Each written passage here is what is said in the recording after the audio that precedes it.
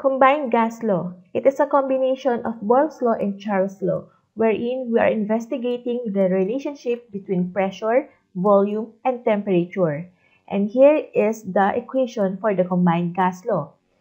P1 times V1 times T2 is equal to P2 times V2 times T1. Now let's go to the given example. So in the given example, we have here the P1 is equal to ATM4 and T1 is equal to 10 degrees Celsius. Take note that every time na gagamit tayo ng temperature, the temperature must always be in Kelvin. So 10 degrees Celsius plus 273, we will get 283 Kelvin. And the volume is 20 milliliters. For pressure 2, we have 1 atmosphere and the temperature 2 or the T2 is 19 degrees Celsius. So katulad ng sinabi ko kanina, it has to be in Kelvin unit. So 19 plus 273 equals 292 Kelvin. Now, we are looking for the value of V2.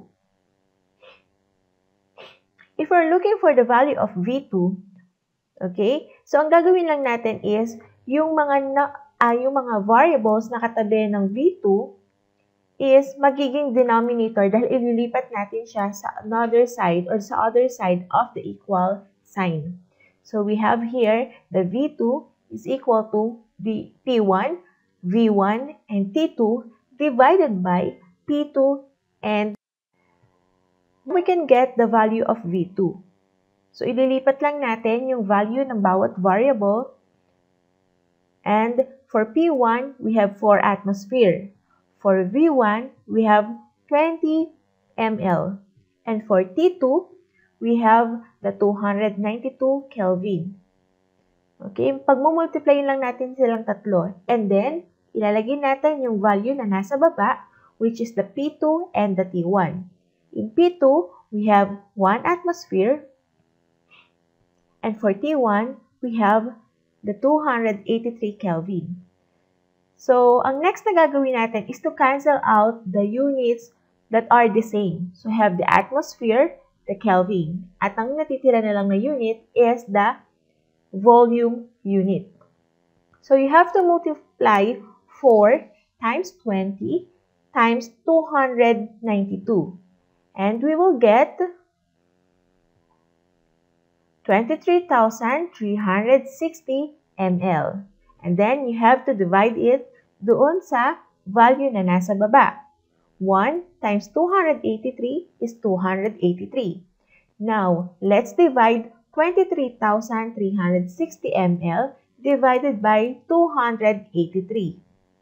And for the volume number 2, we will get 82.54 ml.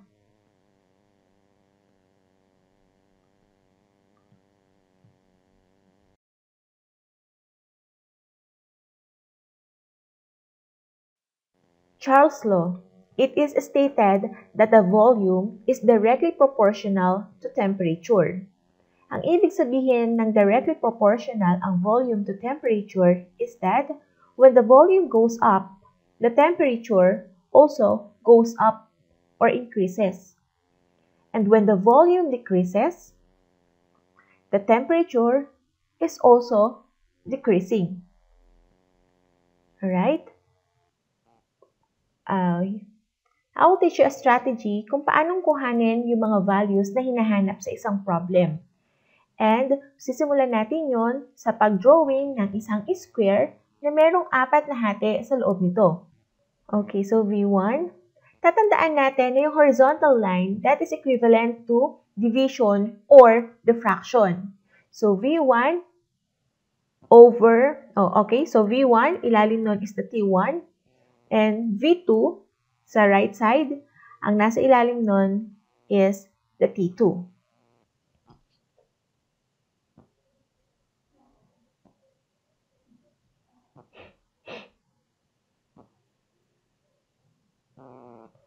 Pag-drawing ng square, okay, So, tatandaan natin yung horizontal line, that is equivalent to fraction or division.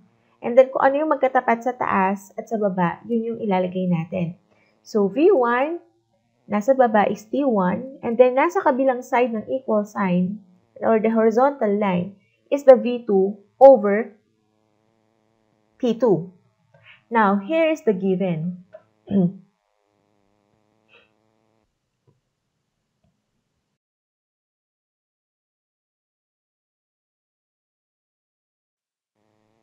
Here's the given. In V1, we have 484 ml.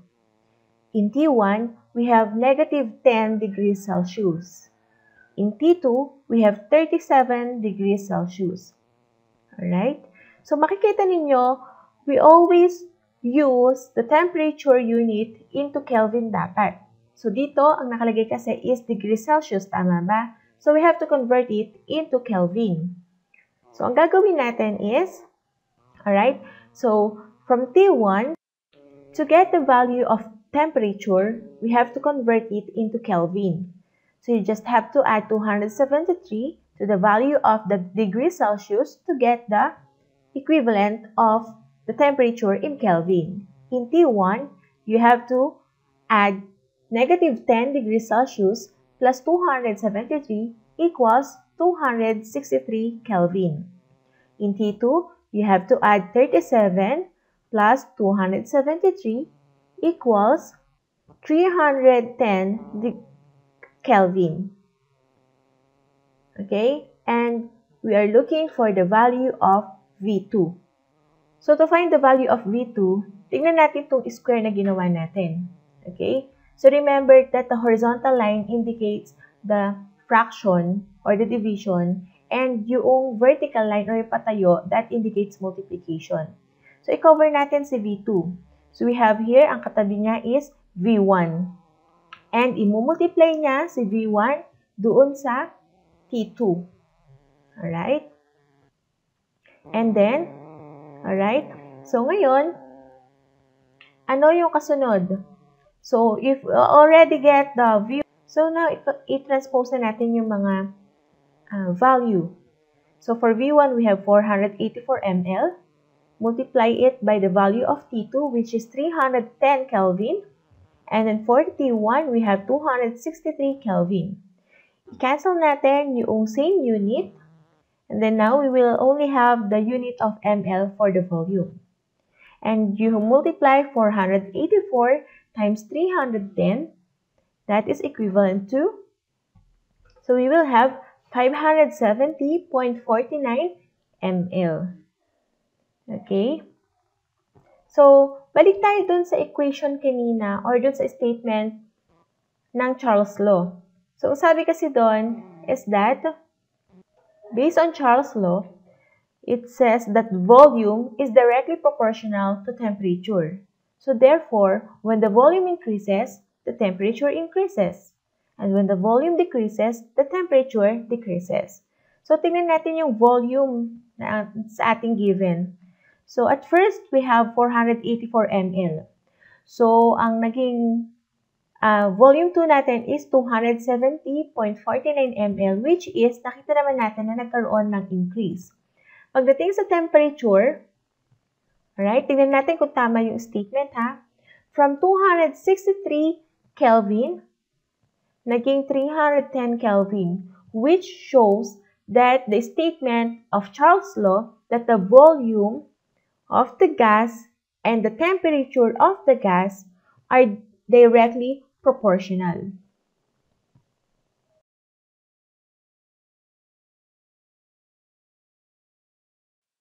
For the number or amount of moles, okay, so to get the number of moles or the N, you just have to divide the mass of gas divided by molar mass of gas.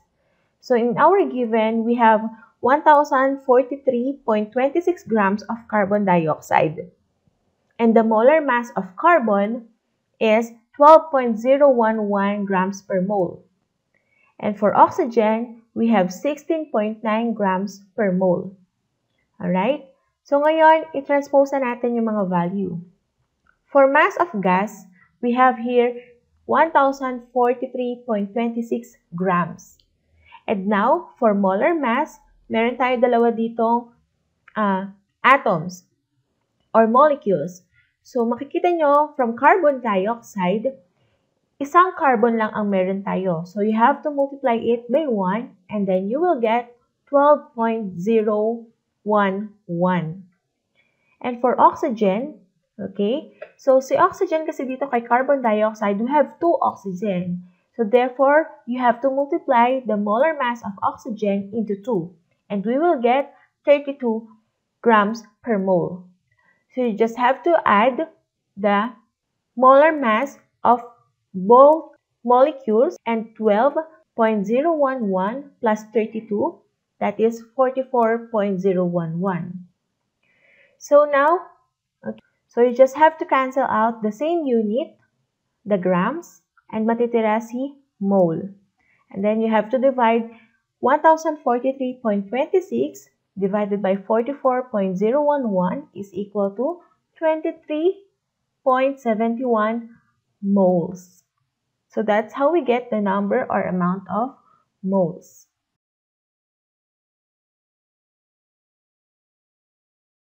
So to convert the temperature, always remember that 0 degrees Celsius is equivalent to 32 degrees Fahrenheit, which is also equivalent to 273 Kelvin. So for example, we have here 32 degrees Celsius. Dito sa temperature of gases, we are always using the Kelvin unit. So you just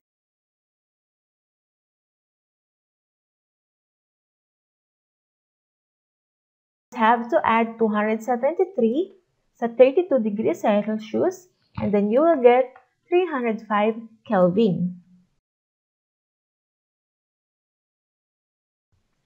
Another example is this. Let's say that we have 32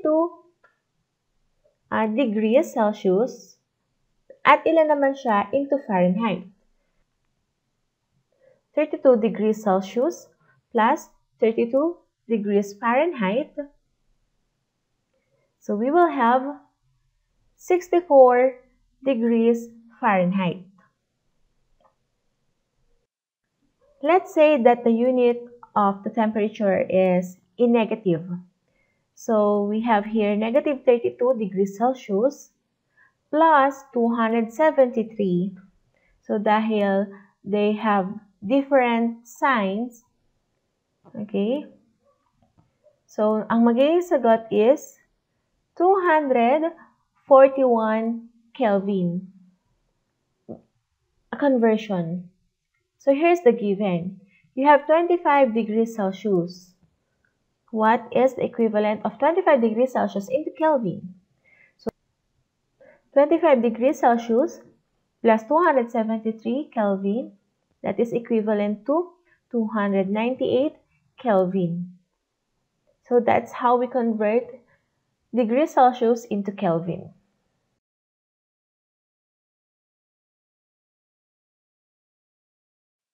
In pressure, we have 1 atmosphere is equivalent to 760 millimeters of mercury or mmHg, and that is also equivalent to 14.6959 psi. So let's say that we have 890 mmHg. Ilan yon into psi? So wala kasi tayong conversion from mmHg directly to psi. Pero makikita natin that in every 760 mmHg, there is 14.6959 psi. So, i-divide natin ang 760 divided by 14.6959, and then we will get 51.72 mmHg per 1 psi. Okay, so yan yung magiging conversion unit natin, na in every 51.72 mmHg, there is 1 psi. So yan ang gagamitin natin na bagong conversion. Alright?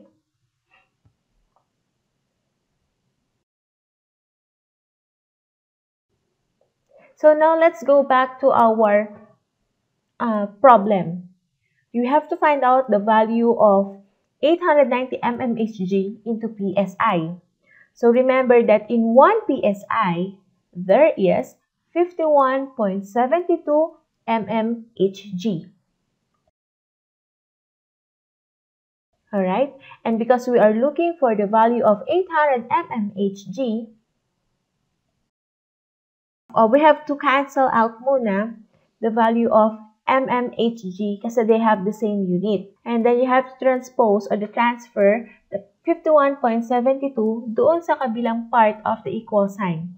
And now we will have 890 divided by 51.72. Alright?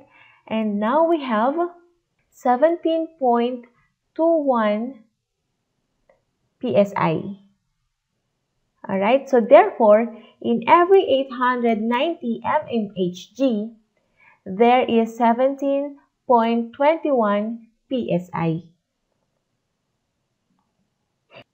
So let's have another example.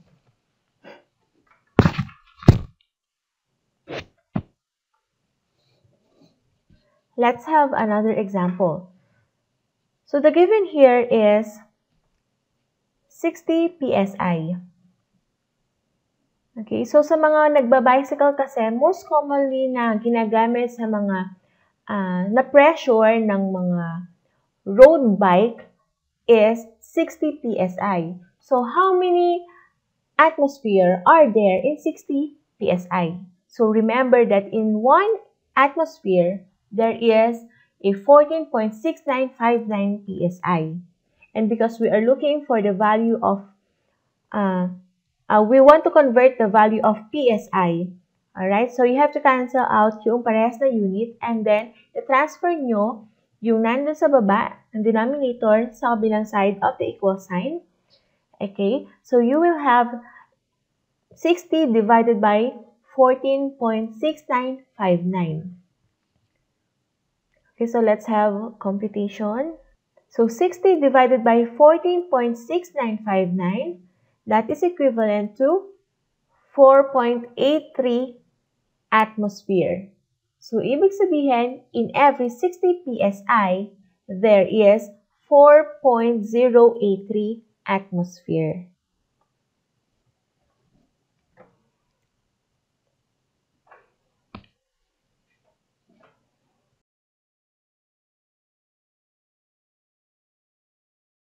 In Avogadro's law, it states that the amount of moles or the number of moles is directly proportional to volume. Ibig sabihin, the amount of gas, as it increases, the volume increases. And kapag bumababa ang number of moles inside a balloon, for example, the volume also decreases. So the equation here is V1 divided by N1 is equal to V2 divided by N2. So, gagamitin ulit natin yung square na ginamit natin kanina. Pero this time, we are using V1, V and N values. As I am always saying, yung horizontal line that indicates division or the fraction, and the horizontal and the vertical line that indicates multiplication. So, for example, we are looking for the value of V2. Okay? So, ang gagawin natin is, you just have to, we're looking for the value of V2. Alright? So, ang gagawin lang natin is, tulad ng sinabi ko kanina, horizontal line is division or fraction, and vertical line that indicates multiplication. So, ang gagawin natin is, yung katabi ni V2, si V1, ilalagay natin doon, and then, yung ka-cross is the N2. Okay? Yung pa-cross na ganyan. And then, ang nasa baba is the N1. So, for example naman, we are looking for the value of, okay, so if we're looking for the value of N2, okay, titingnan muna natin yung katabi niyang unit. So, the N1, okay, and yung kasunod nun is the V2. Then, i-divide natin siya into V1. So, let's have here example. Let's have another example. Okay, so we have here the given. V1 is equal to 40 liters. N2 is equal to 2 molecules. let's have here the given. So V1 is equal to 40 liters, N1 is equal to 2 molecules, N2 is 6 molecules, and we are looking for the value of V2. So balik tayo sa square kanina. If we're looking for the V2, we have here the V1 times N2 divided by N1. So ipapalit lang natin yung mga value. For V1, we have 40 liters.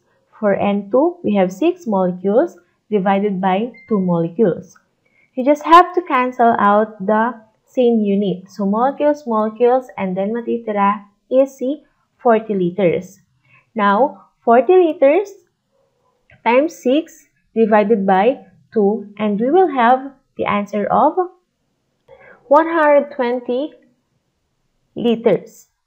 So going back to the statement, number of mole is directly proportional to volume. So as the number of mole increases, the volume increases. As the number of mole decreases, the volume decreases. So let's have here our particular example. Initially, we have 2 moles. And then naging 6 moles siya. So makikita natin nagkaroon ng increase. And sa volume naman, initially, we have 40 liters. And then naging 120 liters. So makikita nyo that when there's an increase in the number of mole, there is definitely an increase in the volume. So, yan ang sinasabi from Avogadro's law.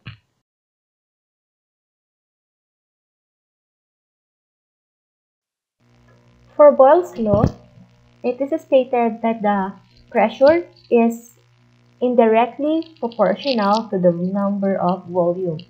So, ibig sabihin ng indirectly proportional, as the pressure increases, the volume decreases.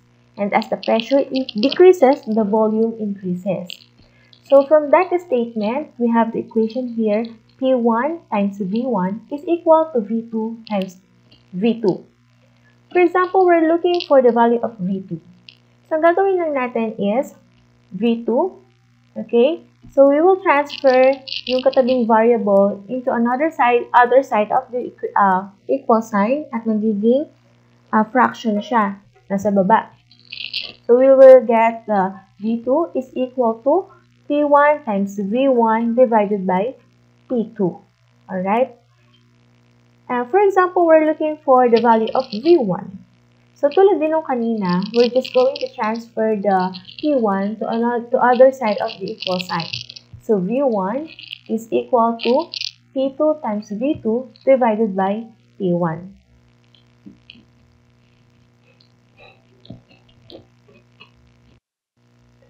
Let's have here example. Okay, so P1 is equal to 760 millimeters of mercury or mmHg, and V1 is equivalent to 12 liters.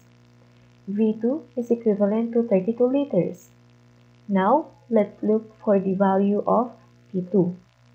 Alright, so if we're looking for P2, katulad ng sinabi ko kanina, okay, so P2 is equal to P1 times V1, and then ita-transpose natin yung V2 doon sa kabilang side of the equal sign, and that will be divided by V2. Okay, so pagpalitin na natin yung mga value. P1 is for 760 mmHg times 12 liters divided by the value of V2, which is 32 liters.